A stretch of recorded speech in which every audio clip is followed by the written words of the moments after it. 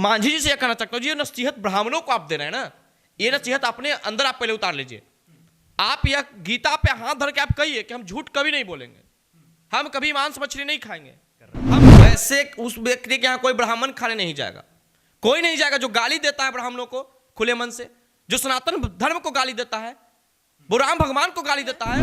Bhim army के द्वारा हमको धमकी मिला है, मेरे पास रिकॉर्डिंग है कि आप आवाज आज से बोलना बंद कर दीजिए वरना आपको रहने लायक नहीं रहेंगे आप। तो हम कहते कि आपको जो करना है कर लीजिए, मैं गूंगा बहरा हिजड़ा नहीं हूं कि मैं डर के अपने बात गाली सुनता रहूं। किसी भी तरह की बात बोलते हैं तो हम लोग पे एक काला एक्ट लगाकर जेल में भेज दिया जाता है। उस एक्ट का दुरुपयोग इतना हो रहा है कि समाज को शोषित कर दिया गया है उन लोगों के द्वारा।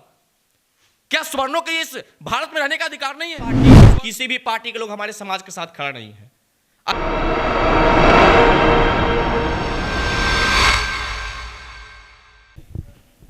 नमस्कार, आप देख रहे हैं डीटीवी भारत और मैं हूं आपके साथ ऋतिक।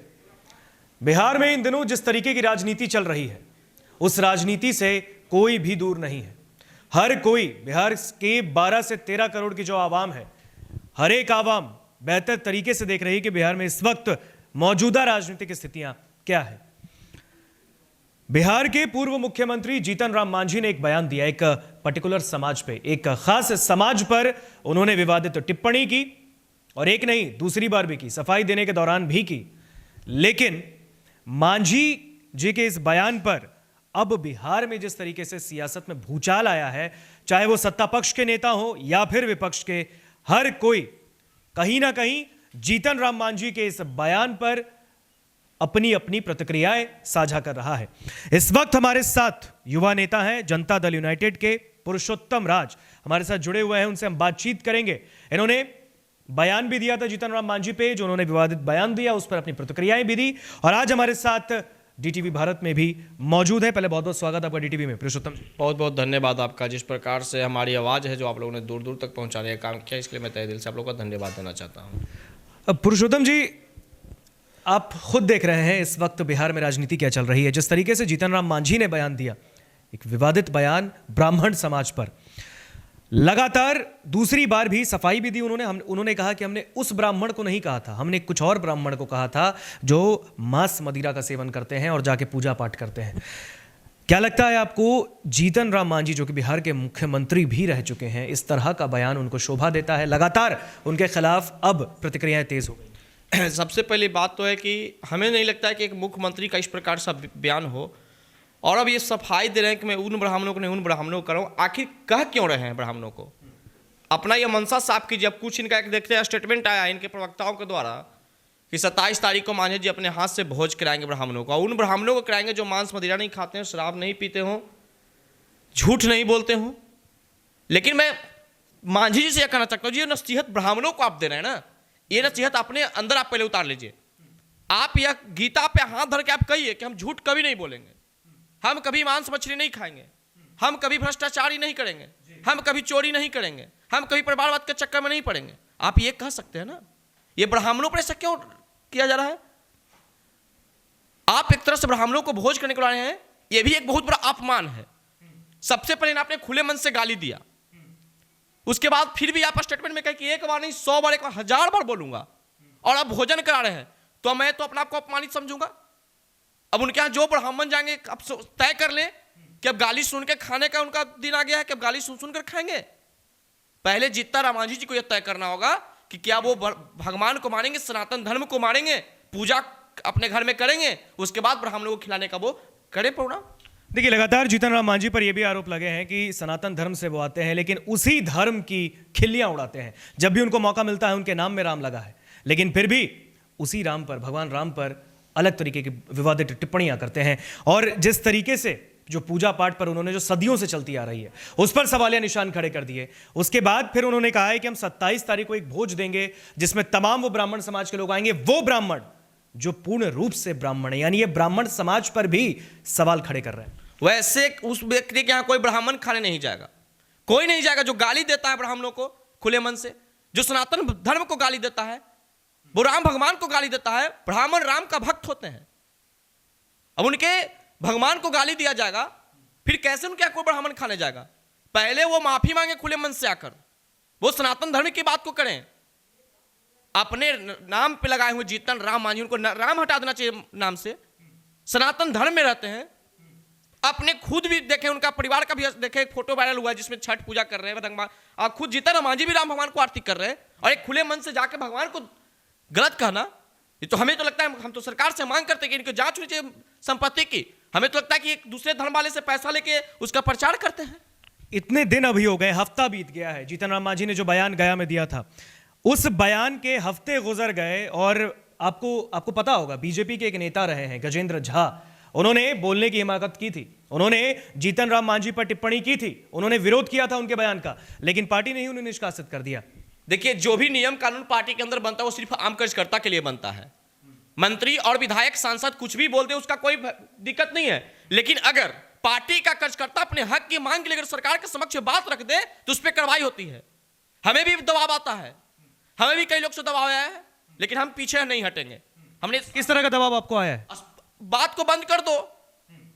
धमकी मिली आप? हाँ, मिलकी है, भीम आर्मी के द्वारा हमको धमकी मिला है, मेरे पास रिकॉर्डिंग है कि आप आवाज आज से बोलना बंद कर दीजिए वरना आपको रहने लायक नहीं रहेंगे आप। तो हम कहते कि आपको जो करना है कर लीजिए, मैं गूंगा बहरा हिजड़ा नहीं हूं कि मैं डर के अपने बात गाली सुनता रहूं। मैं आवाज उठा लिया है, आंदोलन करूंगा, जब तक करूंगा तब तक के जीतन राम मांझी खुलेआम मन से माफी नहीं मांग लेते हैं। इसमें हमारी साथ कोई दे या ना दे उससे कोई फर्क नहीं पड़ता, समाज मेरे साथ है, जिसमें सोसाइटी साथ हो सोसाइटी मेरे साथ है। जीतन राम मांझी को मैं खुले मन से माफी जब तक नहीं मंगवा लेता हूं, जब तक मेरे पूरे बिहार में आंदोलन चलेगा। हमने जहानाबाद में जाकर हमने शुरू कर दिया, प्रेस वार्ता किया, विरोध किया, अब वहां पे एक स्वाभिमान सभा की भी तैयारी हमने कर दिया है। इसी महीने के लास्ट तक वहां हजारों की संख्या में हमारे सामाजिक लोग आएंगे, सनातन धर्म के प्रेमियों आएंगे, ब्राह्मण समाज के लोग आएंगे, और उस स्वाभिमान सभा में यह तय हो जाएगा कि अगर सरकार जीतन राम मांझी पे कार्रवाई करती है या नहीं करती है, वो देखना होगा। हम लोग किसी भी तरह के विवाद में रहते हैं, हम लोग किसी भी तरह की बात बोलते हैं तो हम लोग पे एक काला एक्ट लगाकर जेल में भेज दिया जाता है। उस एक्ट का दुरुपयोग इतना हो रहा है कि समाज को शोषित कर दिया गया है उन लोगों के द्वारा। क्या सवर्णों के इस भारत में रहने का अधिकार नहीं है? सवर्णों के इस बिहार में रहने का अधिकार नहीं? अगर है तो स्वर्ण के लिए भी एक्ट लगाया जाए। आप जनता दल यूनाइटेड के नेता हैं, युवा नेता हैं, उसी पार्टी से हैं जिस पार्टी जो पार्टी इस वक्त मौजूदा सरकार में है, मुख्यमंत्री नीतीश कुमार हैं। लेकिन जिस तरीके से आपको धमकी मिली है, अभी भी जिस तरीके से आपके बयान हम सुन रहे हैं, लगातार आपने कहा है कि हम अपनी आवाज को नहीं दबाएंगे, हम अडिग हैं। देखिए, आपको धमकियां मिल रही हैं, आपने इस पर भी कोई संज्ञान पार्टी को भी दिया है? क्योंकि आपने ये बताया, ये जानकारी दी है कि आपको दबाव मिल रहा है इस तरीके के बयान पर प्रतिरोध करके। मेरे साथ पार्टी, किसी भी पार्टी के लोग हमारे समाज के साथ खड़ा नहीं है। स्पष्ट रूप से इस बात को हम बता देते हैं, हमारे लिए सारे दरवाजा बंद है। बस मेरे साथ एक दरवाजा अगर खुला है तो मेरे समाज का दरवाजा खुला है, और हम समाज के साथ हैं। इसका एविडेंस कई थानों में भी दिया जा करके, लेकिन इसका कोई हमें एक अच्छा संतोषजनक बातें नहीं सुनने को मिला। तो हम यह मान लेंगे कि हमारे साथ कोई खड़ा नहीं है, कोई पार्टी खड़ा नहीं है, क्योंकि चुनाव खत्म हो गया बिहार में। जब बिहार में चुनाव आती है तब मेरे समाज के साथ सारे पार्टियां का प्रेम जगना लगता है। अभी उत्तर प्रदेश में चुनाव है, हम लोग बहुमूल्य संख्या में हैं। देखिए किस प्रकार से वहां प्रेम भाव का, लेकिन लोग ठगी बना लेते हैं। शिकारी आएगा दाना डालेगा, उसमें फंसना नहीं, यही वाला तो हाल है। हमारी समाज फंस चुका है। हमारे समाज एक मोस्ट एनडीए को वोट करता है, आज मेरे साथ एनडीए भी खड़ी नहीं है। आपकी पार्टी खुद ने आपका साथ छोड़ दिया? आप बिल्कुल साथ छोड़ दिया। अगर साथ नहीं छोड़ा जाता तो आज इतने बावजूद में भी अभी तक कार्रवाई नहीं हुआ, आम कार्यकर्ता को निकाला जाता है, तो हम तो यही ना समझेंगे कि उनके साथ सारे लोग हैं, उनके साथ पूरे लॉबी खड़ा है, चाहे पक्ष हो या विपक्ष हो। जीतन राम मांझी ने कोई ऐसी पहली बार, पुरुषोत्तम जी, कोई ऐसी घटना नहीं है कि जीतन राम मांझी ने इस तरीके का बयान दिया। ऐसे पूर्व भी उन्होंने कई ऐसे बयान दिए हैं, लेकिन तब भी उन पर कोई कार्रवाई नहीं की गई और आज भी नहीं की जा रही है। क्या यही नतीजा है कि जीतन राम मांझी को एक बैक सपोर्ट है और इस तरह का बयान वो देते हैं सवर्णों पर? बिल्कुल, बिना बैक सपोर्ट को तो कारण नहीं कर सकते हैं। इतना तो हिम्मत नहीं, पूरे बिहार में आंदोलन हो रहा है, ब्राह्मण समाज जग चुका है, सवर्ण समाज जग चुका है, लेकिन आज फिर भी सरकार गहरी निद्रा में सो रहे हैं। हमारे समाज को न्याय नहीं मिल रहा है। तो हम तो यही नहीं समझेंगे कि जीतन राम मांझी जी कहीं ना कहीं मजबूत, पीछे से उनका कुछ मजबूती मिला हुआ है, जिसके कारण वो इस प्रकार से बोलते हैं। एक बार नहीं, 1000 बार बोल चुके हैं। लेकिन कुछ प्रवक्ता, उनका प्रवक्ता भी इस स्टेटमेंट आया था, हम सुन रहे थे कि बोल रहे थे कि पहला व्यक्ति जीतन राम मांझी नहीं है जो गरीब सवर्णों के रक्षण की मांग की थी। तो ऐसे थोड़े ना होता है आप मांग करने से। आप गरीब सवर्णों के रक्षण की मांग की चुनाव के समय, और चुनाव आया, खत्म हो गया, सवर्णों का आपने वोट ले लिया, चुनाव जीतकर विधानसभा में बैठ गए, अब सवर्णों को गाली देना शुरू कर दिए। तो अगर लगता है जीतन मांझी को कि गाली देकर हम अपना बिहार में राजनीतिक चमका लेंगे, तो अपने चमकाएं। आने वाला विधानसभा चुनाव और लोकसभा चुनाव यह तय कर देगा कि जो सवर्णों के इस वक्त गाली सुनवाने में साथ दिए जीतन मांझी के साथ, उनके साथ पूरे समाज बिखर चुका है, उनके साथ समाज छोड़ चुका है। उस पार्टी को आने वाला चुनाव में जवाब मिल जाएगा कि स्वर्ण और हिंदुओं की ताकत बिहार में क्या। एक सवाल का जवाब दीजिए पुरुषोत्तम जी, SC ST के विरोध में कोई कुछ कहता है या उनके खिलाफ कोई बयान देता है तो उन्हें सलाखों के पीछे कर दिया जाता है। सवर्णों पर कोई एक्ट नहीं बनना चाहिए क्या? सवर्ण उतने महफूज नहीं दिखते आपको देश में? हम तो वही मांग कर रहे हैं ना, जिस समय यह लगाया गया था दलितों की रक्षण दी गई। आज मैं जीतन मांझी से सवाल पूछना चाहते हैं, जिनके पास 2-2 लाइसेंसी बंदूक का राइफल है, जिनके पास फॉर्च्यूनर गाड़ी है, जो एक AC वाले मकान में रहते हैं, क्या उनको भी आरक्षण की आवश्यकता है क्या? अपने आप को भी आरक्षित है, तो पहले उनका आरक्षण खत्म किया जाए, वैसे व्यक्तियों का आरक्षण खत्म किया जाए। और आरक्षण का जो आधार हो वो आर्थिक आधार हो, क्योंकि गरीबी हर समाज में है। और एक्ट की बात होता है, तो जो एक्ट लगाया गया है SC ST एक्ट, उसमें आप घूम के देख लीजिए, हम तो सब जगह का एक सर्वेक्षण कर चुके हैं, झूठा मूठा मुकदमा पर भी लोग पर लगाया गया है हमारे समाज पे। आज उस मुकदमा का ये कारण है कि लोग जेल में जाकर अभी भी सजा काट रहे हैं। और आपको धमकी भी मिल गई, आपको धमकी भी मिल गई? धमकी मिल रहा है और हमने कोई गलत बात नहीं बोला है, फिर भी धमकी मिल रहा है। तो सरकार को तय कर लेना चाहिए कि जिस प्रकार सवर्णों पर हमेशा अत्याचार होता है, और हमारी मांग है, हमारी मांग नहीं पूरे समाज की मांग है कि जिस प्रकार उन लोग का एक्ट है उस प्रकार हम लोग को भी एक्ट लगाकर यह सरकार हमें सम्मान दे। पुरुषोत्तम जी, एक आखिरी सवाल आपसे पूछेंगे, उसके बाद इंटरव्यू को हम खत्म करेंगे। आखिरी सवाल हमारा आपसे ये है, जिस तरीके से जीतन राम मांझी ने बयान दिया, बिहार में सहयोगी दल है, हम NDA का सहयोगी है, उत्तर प्रदेश के साथ साथ 4 अन्य राज्यों में भी विधानसभा के चुनाव है, भारतीय जनता पार्टी खड़ी है। क्या लगता है आपको, जिस तरीके से जीतन राम मांझी ने बयान दिया है, 5 राज्यों में जो विधानसभा चुनाव होने हैं, उस बयान से फर्क पड़ेगा भारतीय जनता पार्टी को सवर्णों के मद्देनजर?